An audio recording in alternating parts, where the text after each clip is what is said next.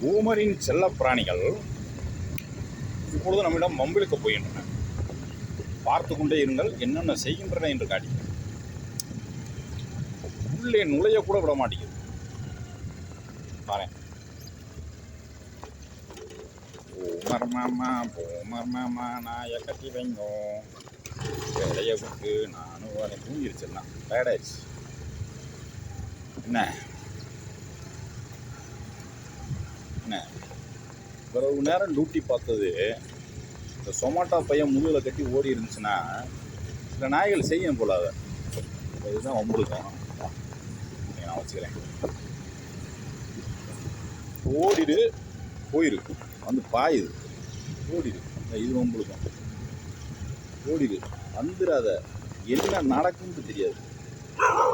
பத்து பாப்பான்னு பத்துக்கோ. பார்த்தீங்களா, எதுவும் பக்கத்தில் வருதா? ஸோ இந்த மாரல் ஆஃப் த ஸ்டோரி என்னென்னா, பூமர் இந்த வேலையை தான் பார்த்துக்கிட்டு இருந்துச்சு. இப்போ என்ன செய்யணும், தெரு முழுக்க கேமரா வச்சிடறோம். எங்கெங்கே வைக்கிறோன்னா ஸ்பீக்கர், எல்லா இடத்துலையும் ஸ்பீக்கர். ரைட்டா, வச்சுட்டு என்ன பண்ணுறோம், சும்மா இருக்க மாட்டோம். ரைட்டா, இப்போ பூமரோட புதல்வர்கள் வரும்போது ஒரு 2 வார்த்தை கேட்குறோம்.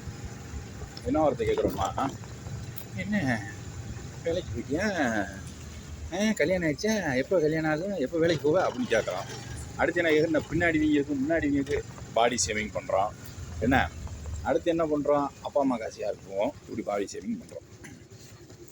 இப்போ இது ஒரு பெஸ்ட் எக்ஸாம்பிள். ஃபஸ்ட் வீடியோ பார்த்துருப்பீங்க. இப்போ எடுக்க வேண்டிய ஆயுதத்தை எடுத்திங்கன்னா இது சட்டப்படி செல்லும். நான் அட்டாக் பண்ணல, எதுவும் பண்ணல. என்னை கடிக்க வந்துச்சு, நான் அந்த ஃப்ளாஷரை யூஸ் பண்ணேன்.